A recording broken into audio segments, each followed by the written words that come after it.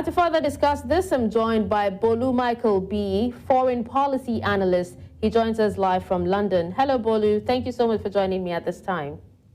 Thank you.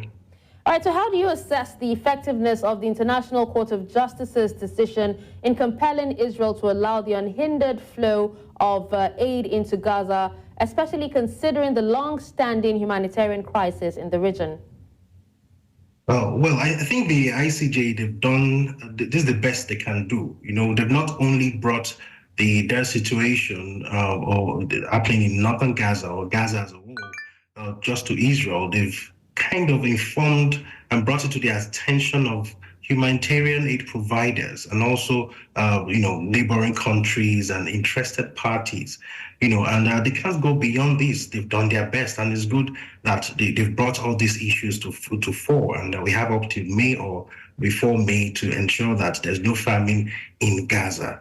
They can't do beyond this for now because they can only make such rulings. They do not have the power or authority to enforce them. It's only the UN Security Council that has the authority or power to enforce ICJ rulings.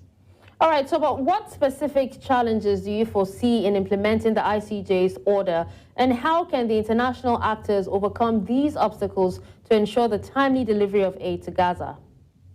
Most of the time, the challenge they face is logistic issues. Almost 100% of the time, when coordinating, they do face these challenges, So now that they have a timeline to work with, which is May, it's important that they begin to anticipate these challenges based on their previous experiences in providing humanitarian aid. They might face logistic issues, maybe in terms of staffing, in terms of coordinating the humanitarian materials, or let's say transportation. And so they need to take proactive steps early. For example, Egypt allows humanitarian aid to pass through their country, and if they anticipate some kind of blockade, within that from that route, they should begin to engage Egyptian officials early. So they should take proactive steps and, list down anticipated challenges and begin to tackle them early. All right. So now, Bolu, how would you evaluate Israel's response to the allegations of blocking aid to Gaza as wholly unfounded? Well, it's not expected. It's expected that Israel would not admit that they are blocking humanitarian assistance to Gaza, because that would be themselves shooting themselves in the foot, and then they'll be culpable under international law. So since we have two sides of the story, which means that there has to be an independent investigation. He will assess more proof, and to be fair, the burden of proof is not on Israel, it's on those who are affirming or that are asserting that Israel is blocking humanitarian aid. It's something in law we say affirmanti non neganti kubis probation, which means that he who has the burden of proof is on him who affirms, not the one who is defending or who is opposing, that is Israel. So it's expected that these two positions are investigated. All right, still talking about investigation now, given the complexities of the Israeli-Palestinian conflict, what role do you see for regional and international stakeholders, especially in ensuring that there's a sustained humanitarian assistance to Gaza beyond the ICJ's ruling? Well, every country has the responsibility, of ensuring that the life of his neighbors, and we all owe our fellow human beings some form of love.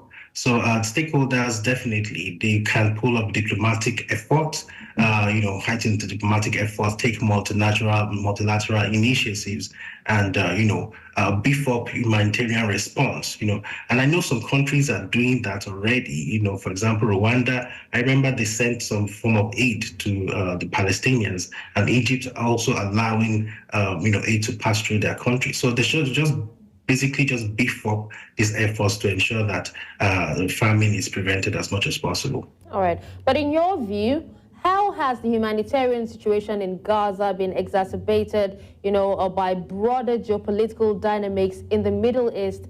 And what implications does this geopolitical dynamics have, in addressing the crisis effectively? Well, to be honest, I can't. Since I was born, I don't think I can recall a time when the Middle East is not in crisis, and these things just makes everything much very complex because there's always power struggle, some form of geopolitical rivalry, or some security concern. So these things just kind of causes a setback in the humanitarian process. And it's very important in addressing these issues because these issues don't just exist in isolation. Something led to them. There's a root cause for it. So we need to understand the dynamics of the grievances between these countries and ensure that they're looking into the root causes and tackling it from them and from there. And this involves dialogue, reconciliation, sitting at the table and actually discussing that these issues this is a problem. It's starting from somewhere. Let us sit down and work things out, basically. Okay.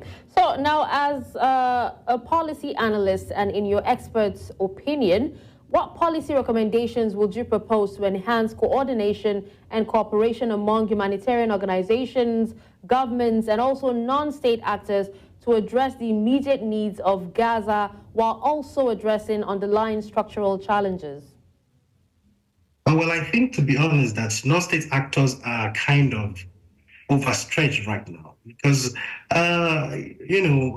the situation in Gaza seems to be so bad that even the helpers need help, and when one is flying a plane, for instance, even if one is a nursing mother and we have the child, the mother is carrying the child, they say wear your own life vest first before you even help the child that you're carrying. And I think that's the situation in Gaza right now. So I think the non-state actors are overstretched. They themselves need help. And it's important for the humanitarian organization to strengthen their partnership and not work in isolation, to share information, to work with media organizations and people on ground, to know how to approach their humanitarian assistance. If there's a humanitarian organization that is vast in logistics and they are sound in that area, another one is coordination of the goods. They can come together and let them leverage their strength. Let them leverage their strengths, work together, strengthen their partnership, and just have a common network and see what they can handle to ensure that there's quick and speedy, and proactive step in providing humanitarian aid to Gaza. All right. Well, thank you so much, Bolu Michael-Biyi, for joining me and speaking on this. My pleasure. Thank you very much.